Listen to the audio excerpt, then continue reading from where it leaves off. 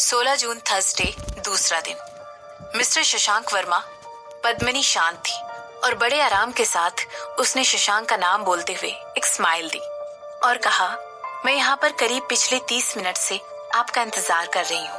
मैं यहाँ अगले महीने होने वाले फंड रेजर इवेंट के बारे में डिस्कस करने आई थी और मुझे नहीं लगता कि आपको मुझे इससे डिस्कस किए बिना यहाँ से बाहर निकलना चाहिए। शशांक की सेक्रेटरी रूपाली को यकीन ही नहीं हुआ कि पद्मिनी की इतनी बेइज्जती होने के बाद भी वो शशांक से इतनी शांति और प्यार से बात कर रही थी।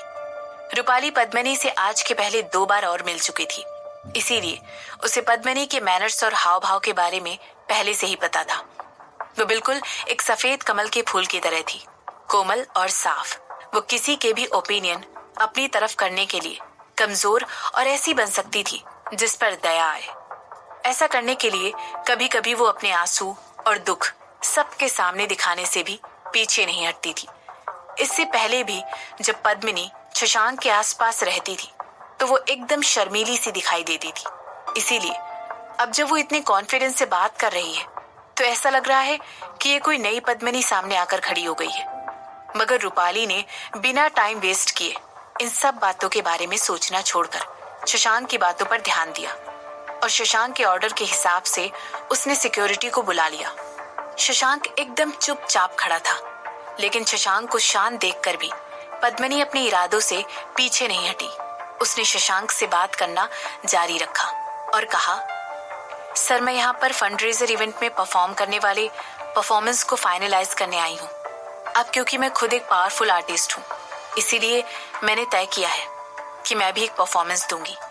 इसके अलावा मैं इस इंडस्ट्री में ऐसे काफी लोगों को जानती हूँ जो परफॉर्म करते हैं और उनमें से कई मेरे अच्छे दोस्त भी हैं।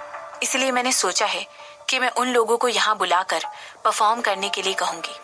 इससे हमारे इवेंट को काफी पॉपुलैरिटी मिलेगी और उनके सपोर्ट से हमारा चैरिटेबल इवेंट सक्सेसफुल हो जाएगा।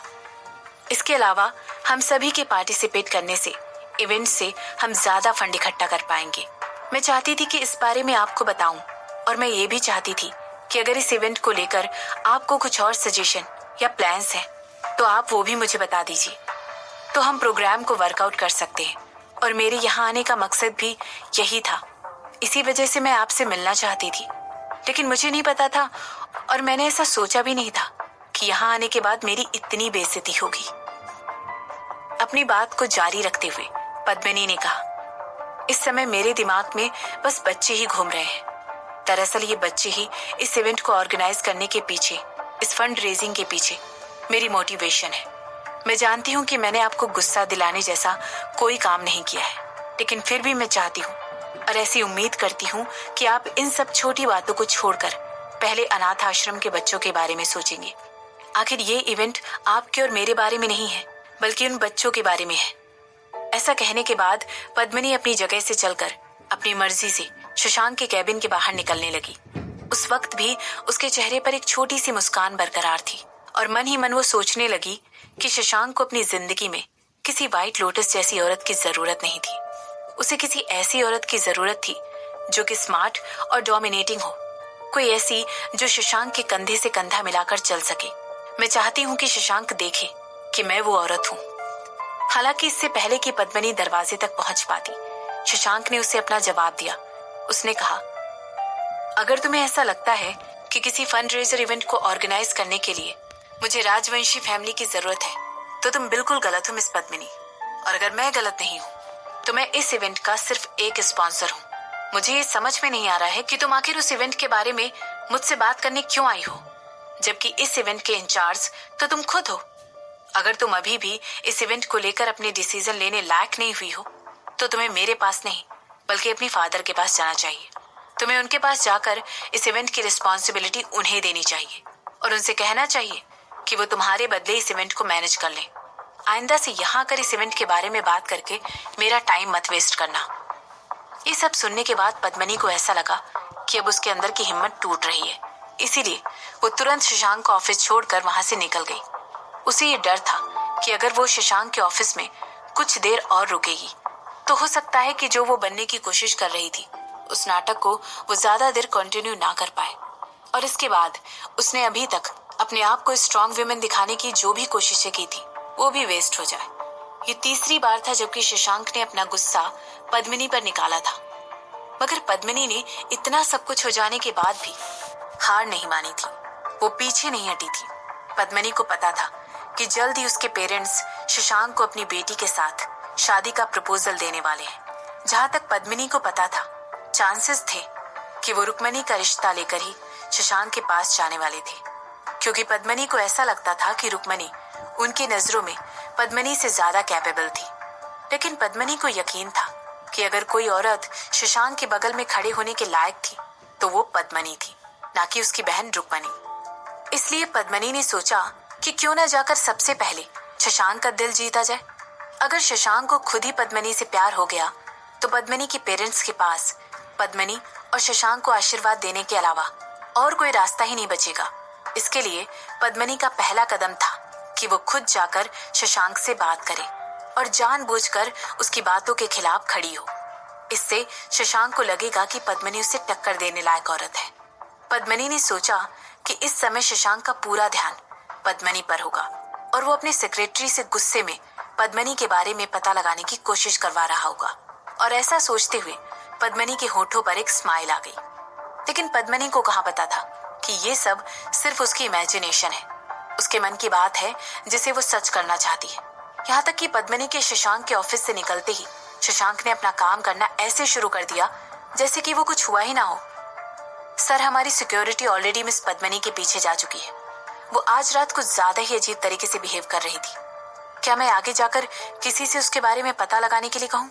शशांक की सेक्रेटरी रूपाली ने शशांक से पूछते हुए कहा। इसकी कोई जरूरत नहीं है, शशांक ने कहा। इसके बाद शशांक ने अपनी बात को आगे बढ़ाते हुए कहा, किसी ऐसे इंसान के लिए क्यों परेशान होना जिसकी हमारी जिंदगी में कोई मायने ही ना हो, या किसी ऐसे इंसान के बारे में आखिर क्यों पता लगवाना जो हमारी जिंदगी में इंपॉर्टेंस ना रखता हो। वो किसी भी तरह से मेरी सिमरन से रिलेटेड नहीं हो सकती। सिमरन के साथ जो कुछ भी हुआ, ये औरत कभी भी इसकी जिम्मेदार नहीं हो सकती है। ये एक बेवकूफ औरत है। रूपाली के पास शशांक की बातों पर हाँ में हाँ मिलाने के अलावा या हाँ में सिर हिलाने के अलावा कोई चारा भी नहीं था।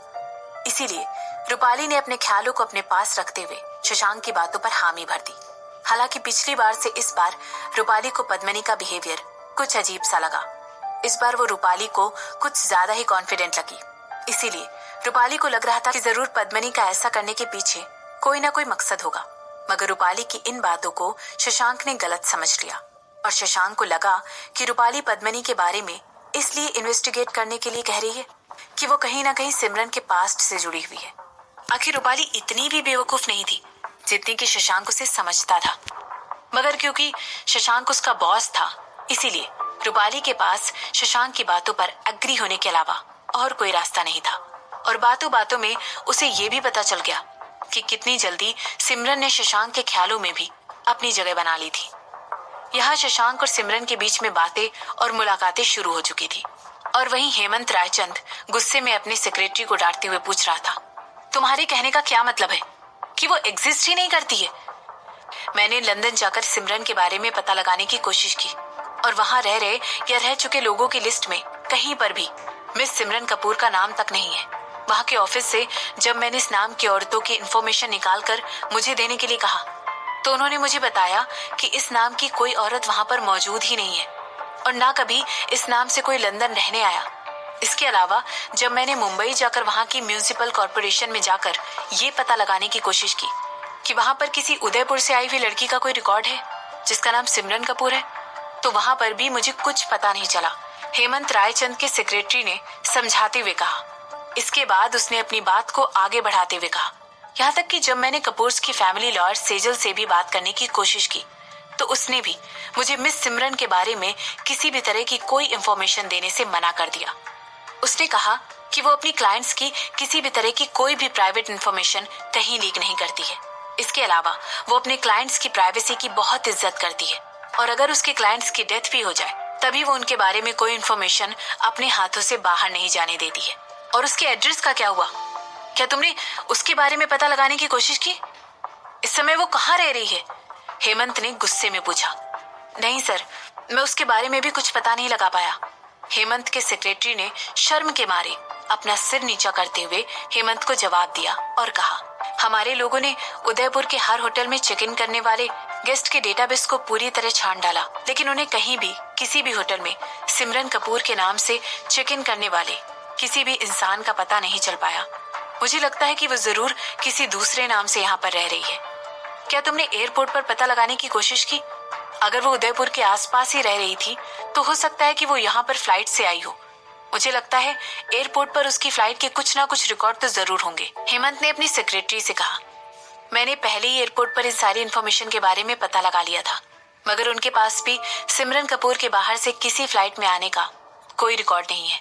वहाँ की पूरे स्टाफ में कई बार मुझे अपना डेटाबेस चेक करके बता दिया है। हेमंत के सेक्रेटरी ने हेमंत की बात का जवाब देते हुए कहा, यहाँ खड़े मेरा मुंह क्या देख रहे हो? तुम इसके बारे में कुछ करते क्यों नहीं हो? मुझे नहीं पता। मुझे वो औरत किसी भी कीमत पर चाहिए। किसी भी कीमत पर उस औरत को ढूंढ कर मेरे सामने लेकर आओ। क्या तुमने उसकी कार की लाइसेंस प्लेट चेक की थी?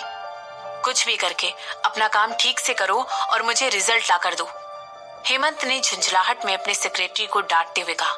हेमंत ने अपने सेक्रेटरी को बहुत पहले सिमरन के बारे में पता लगाने का काम सौंपा था और इतने दिन बाद भी वो सिमरन के बारे में कुछ भी पता लगाने में कामयाब नहीं हुआ था। आखिर सिमरन उदयपुर तक पहुंची कैसे? अगर वो फ्लाइट लेकर यहाँ नहीं आई थी तो वह यहाँ आई कैसे थी? आखिर यहाँ पर ये सब हो क्या रहा है? रिद्धिमा ने हेमंत के ऑफिस में अपने कदम रखते हुए तेज आवाज में कहा। न जाने कैसे, लेकिन रिद्धिमा ने हेमंत के ऑफिस में कदम रखते ही उसके ऑफिस का गंभीर एटमॉस्फेयर भांप लिया था। जैसे ही हेमंत के सेक्रेटरी ने रिद्धिमा का सवाल सुना, उसने अपना सिर नीचे कर लिया। रिद्धिमा ने हेमंत के चेहरे पर गुस्सा देखकर उसे तुरंत शांत करने की कोशिश की। उसने हेमंत की पीठ को सहलाते हुए कहा, हेमंत डार्लिंग। ऐसा कहने के बाद रिद्धिमा ने आंख से इशारा करते हुए हेमंत के सेक्रेटरी को वहां से जाने के लिए कहा और अपने सवालों को प्यार से पूछती हुई वो जाकर हेमंत की गोद में बैठ गई और कहने लगी, हुआ क्या है? आखिर तुम इतने गुस्से में क्यों हो? ऐसा कहने के बाद रिद्धिमा ने अपनी बाहों का हार हेमंत के गले में डाल दिया। मैंने कुछ लोगों को सिमरन के बारे में पता लगाने के लिए भेजा था। आज इतने दिन हो गए हैं और मेरा सेक्रेटरी मुझे आकर ये बता रहा है कि उसे अभी तक कुछ भी नहीं पता लगा है। सारी इन्वेस्टिगेशन की रिस्पॉन्सिबिलिटी मैंने अपने सेक्रेटरी को दी थी। ना तो उसे किसी ऑफिस से कुछ पता चला है, ना उसे किसी होटल में सिमरन की जानकारी मिली है और ना ही उसे एयरपोर्ट से सिमरन के आने का पता चला है।